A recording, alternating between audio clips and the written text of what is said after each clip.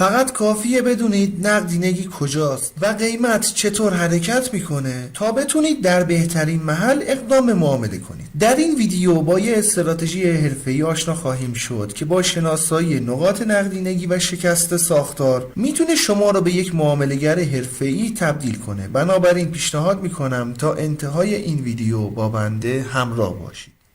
دوستان عزیز سلام، من علیرضا هستم و به کانال خودتون، کانال گلدن تریدینگ سیستم خیلی خوش اومدین. خیلی خوشحالم که با یه ویدیو دیگه میتونم در خدمتتون باشم. استراتژی پرایس اکشن مورد نظرمون بر اساس تحلیل حرکات قیمت و شکست ساختارها طراحی شده که شامل 5 موج اصلی برای تحلیل و ورود به معامله هست. ابتدا سناریوی صعودی رو با هم بررسی کنیم. موج اول دوستان یه موج صعودی هست که در اون شکست ساختار یا BOS اتفاق میفته. این موج دوستان میتونه در یک روند صعودی کاملا مشخص اتفاق بیفته، میتونه پس از تغییر ساختار یا CH قیمت یه اصلاح رو تجربه کنه و بعدش در این حرکت صعودی یک شکست ساختار رو انجام بده. بنابراین موج شماره 1 باید در اون یک شکست ساختار اتفاق بیفته، نه تغییر در ساختار. موج دوم شامل یه پولبک به سمت پایین پس از شکست اولیه هست که قیمت وارد یه فاز اصلاحی یا پولبک میشه و به سمت پایین حرکت میکنه. در موج سوم قیمت از سقف قبلی عبور کرده و یه شکست ساختار دیگه به سمت بالا انجام میشه. این حرکت تأییدی بر قدرت روند صعودی تا این مرحله هست. در موج چهارم قیمت برای جمع‌آوری نقدینگی دره حمایتی شماره 2 حرکت میکنه. توجه کنید که جمع‌آوری نقدینگی دوستان بایستی با سایه انجام بشه و نباید سطح حمایتی شکسته بشه. یعنی اینکه کلوز قیمت نباید پایین‌تر از سطح حمایتی باشه، باید جمع‌آوری نقدینگی با شادوی کندل انجام بشه. حالا تا این مرحله اگه در یک روند صعودی مشخص قرار داشته باشیم و یه الگوی کندلی مشخصی رو داشته باشیم، میشه دقیقاً استراتژی شماره 2 این فهرست پخش که تصویر ویدیو رو الان روی صفحه مشاهده میکنید. پیشنهاد میکنم اگه ویدیوی مربوطه رو مشاهده نکردین لینکش رو براتون در قسمت توضیحات ویدیو قرار میدم. پس از پایان این ویدیو حتما مراجعه و تماشا کنید. به هر حال در این استراتژی الگوی کندلی برامون مهم نیست. با هر الگوی کندلی اگه جمع‌آوری نقدینگی با شادوی کندل انجام بشه و قیمت خیلی سریع برگرده و در موج شماره 5 مجدد یه شکست ساختار دیگه انجام بشه، شکست ساختار مرحله نهایی الگو رو تایید میکنه و تا بدین لحظه الگو تکمیل شده. این شکست ساختار هم دوستان میتونه در 2 حالت اتفاق بیفته. حالت اول شکست ساختار با مومنتوم بالا و خیلی سریع انجام میشه که در این حالت میایم و اوردر بلاکی که در موج شماره 5 تشکیل شده مشخص و منتظر برگشت قیمت به ناحیه اوردر بلاک میمونیم. اینکه چه حالتی باید داشته باشه رو در مثال‌ها سعی میکنم به صورت خیلی شفاف بهتون توضیح بدم. حالت دوم شکست ساختار با مومنتوم ضعیف و کندل‌های زیادی انجام میشه. تو این حالت اوردر بلاک های زیادی ممکنه در مسیر شکل بگیره و بهتره در حالت دوم صبر کنیم تا قیمت به دره حمایتی شماره 4 برسه. در نهایت با رسیدن قیمت به ناحیه مشخص شده که میتونه اوردر بلاک باشه یا دره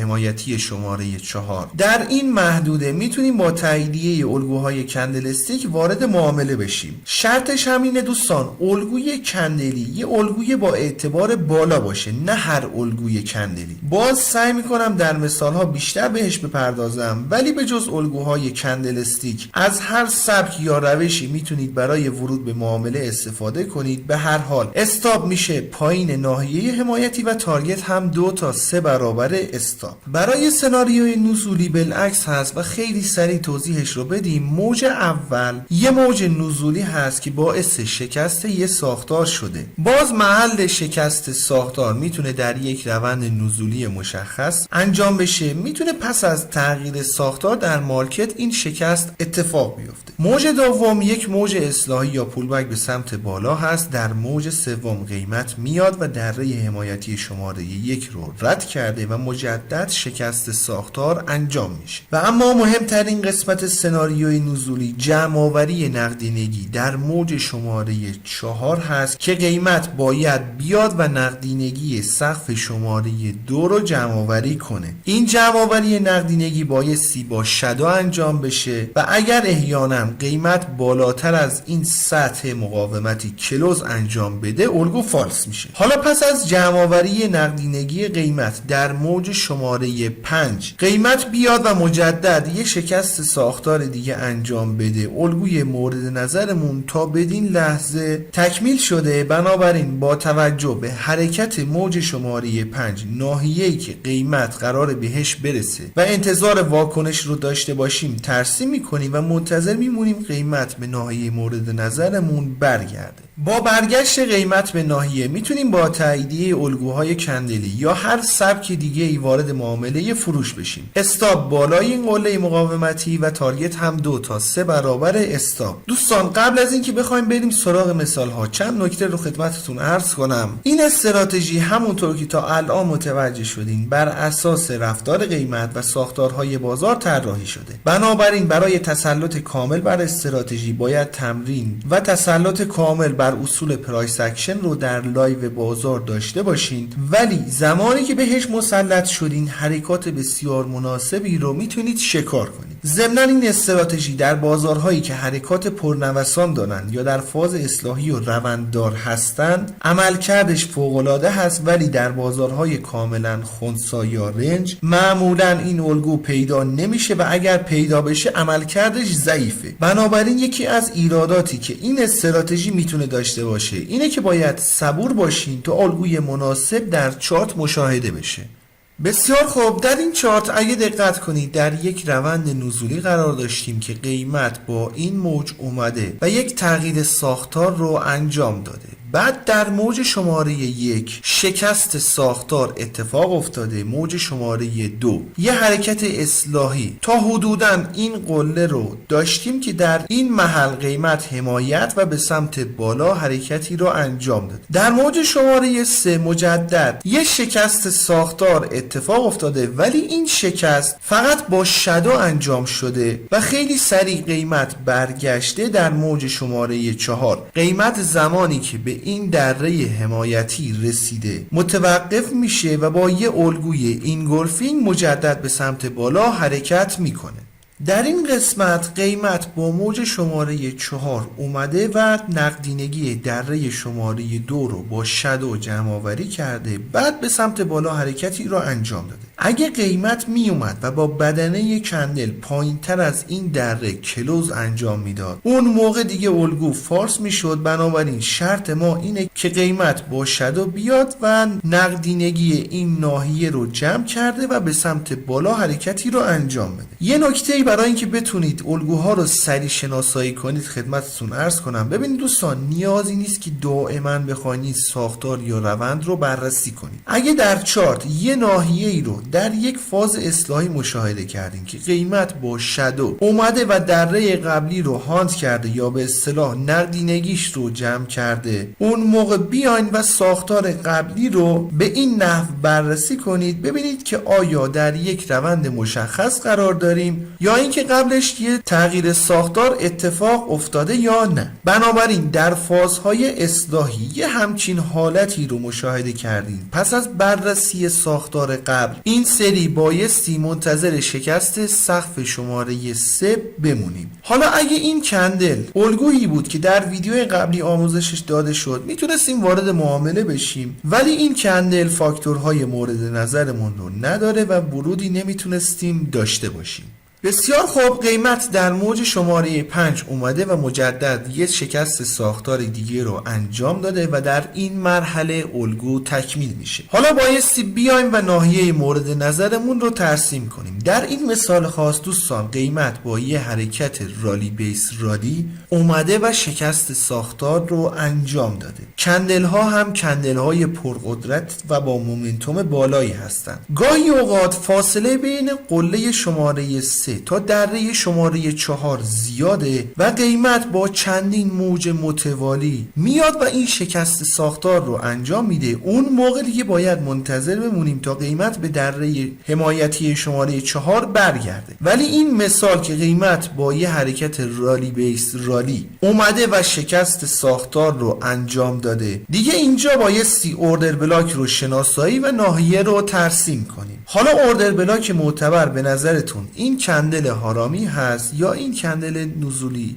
توجه داشته باشین که اوردر بلاک معتبر آخرین کندل مخالفی هست که قبل از شکست ساختار تشکیل شده. بنابراین توی این مثال ناحیه مورد نظرمون میشه این کندل هارامی که داشتیم، نه این کندل نزولی. اگه قیمت با کندل های صعودی پشت سر هم می اومد و شکست ساختار رو انجام میداد، اون موقع اوردر بلاکمون میشد این کندل نزولی. ولی آخرین کندل نزولی قبل از شکست ساختار این کندل هارامی بوده. بنابراین اوردر بلاک معتبر می شده این کندل و باید بیایم ناحیه رو ترسیم کنیم و منتظر برگشت قیمت به این ناحیه بمونیم.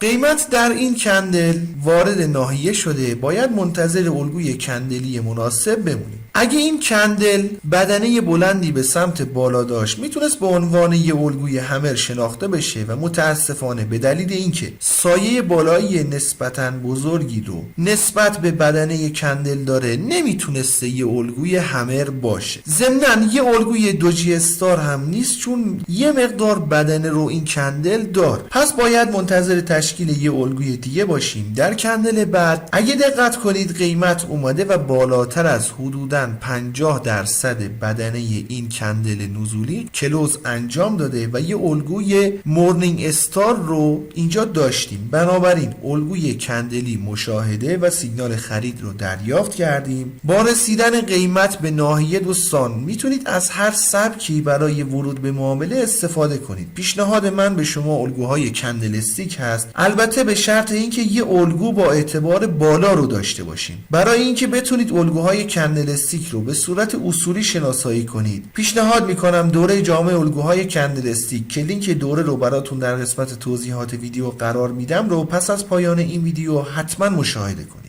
بگذاریم. بنابراین در کندل بعدی میتونستیم وارد معامله خرید بشیم. استاپ پایین ناحیه، تارگت هم 2 تا 3 برابر استاپ که خیلی سریع در این مثال تارگتمون تاچ شده. شماتیک الگو رو دوستان یه لحظه بررسی کنید. شبیه به الگوی مثلث 5 شونده هست که در موج شماره 5 قیمت خط روند بالایی رو میاد و میشکنه، ولی تکنیکالیست ها با شکست خط روند و پول بک بهش وارد معامله میشن که تا بخواد تارگت تاچ بشه زمان زیادی رو ما باید بذاریم. همچنین ریسک به ریوارد بزرگی رو هم خواهیم داشت، ولی در این سبک داستانها یکم متفاوت و ریسک به ریوارد معقولی رو داریم.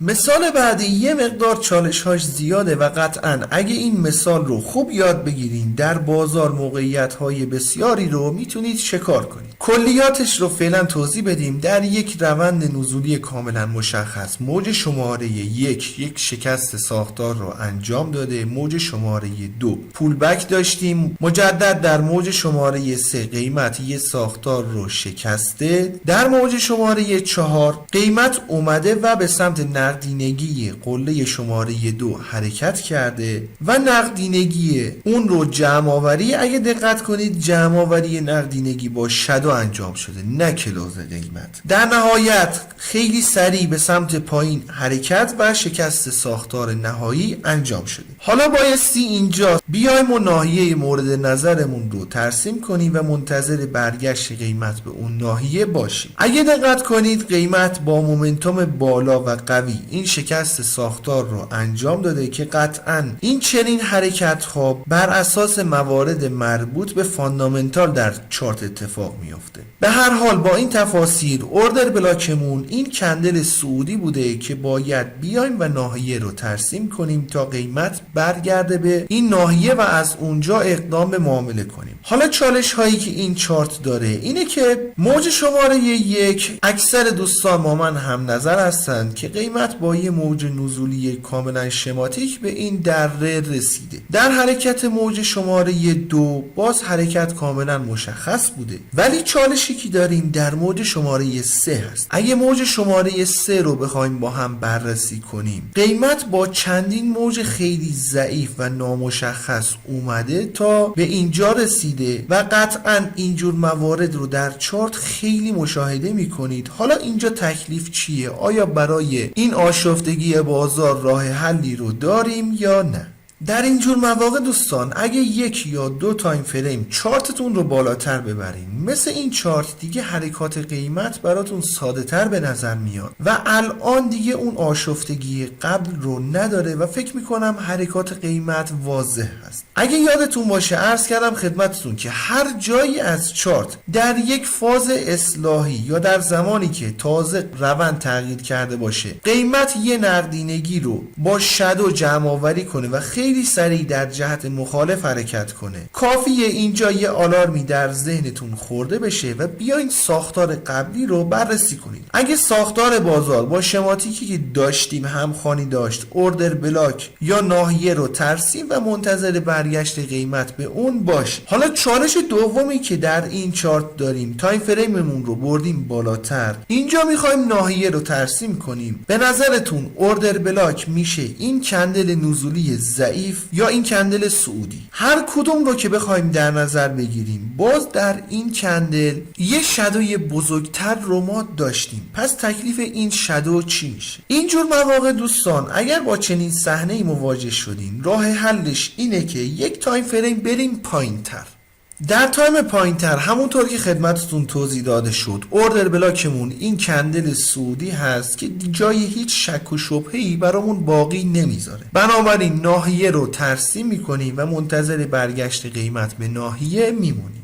بسیار خوب، با برگشت قیمت به ناحیه باید به دنبال یه الگوی کندلستیک معتبر باشیم. خب این الگوی اولی میتونسته یه الگوی اینگولفینگ باشه، ولی اون دسته از دوستانی که خیلی سختگیرانه الگوها رو بررسی میکنن میگن الگوی اینگولفینگ باید شادوی بالایی این کندل هم بالاتر از شادوی کندل قبلی باشه، ولی چون نیست همه نمیتونن اون رو به عنوان یه الگوی اینگولفینگ معتبر در نظر بگیرن. ولی اگه میخواستیم اینجا وارد معامله فروش بشیم، استاپ میشد بالای ناحیه، تارگت هم 2 تا 3 برابر استاپ. حالا اگه خیلی فرد محافظه کاری هستیم، در ادامه الگوهای کندلی که داشتیم، یکی این الگوی بیریش بلت هولد بوده که روند قبلیش اصلا مشخص نیست و طبق تعاریف قاعدتا نمیتونه یه الگوی کندلی مناسب باشه. یکم قیمت جلوتر رفته و این سقف رو هم رد کرده، بعدش یه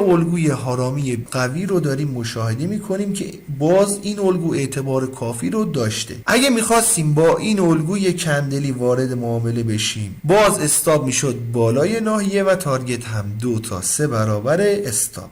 خیلی خوب، من فرض رو بر این قرار دادم که با این الگوی اینگولفینگ بایستی وارد معامله می شدیم، استاپ بالای ناحیه و تارگت هم 2 تا 3 برابر استاپ. برخلاف مثال قبلی این سری قیمت خیلی طول کشیده تا بیاد و تارگت رو تاچ کنه. همونطور که خدمتتون عرض شد، با رسیدن قیمت به ناحیه با هر سبکی میتونید وارد معامله بشید. میتونید صبر کنید، به طور مثال قیمت یه تغییر ساختار از صعودی به نزولی رو داشته باشه، بعد وارد معامله بشین. میتونید از اندیکاتورها استفاده کنید یا هر سبکی که صلاح میدونید. اینجا میتونید اقدام معامله کنید مواقعی که قیمت خیلی طول میکشه تا بیاد و تارگت رو تاچ کنه. سعی کنید در تارگت دوم یا در شماره 5 از معامله خارج بشین. اینجوری بهتر میتونید ریسکتون رو مدیریت کنید. انشالله که براتون مفید باشه. رو قله میبینم دوست من.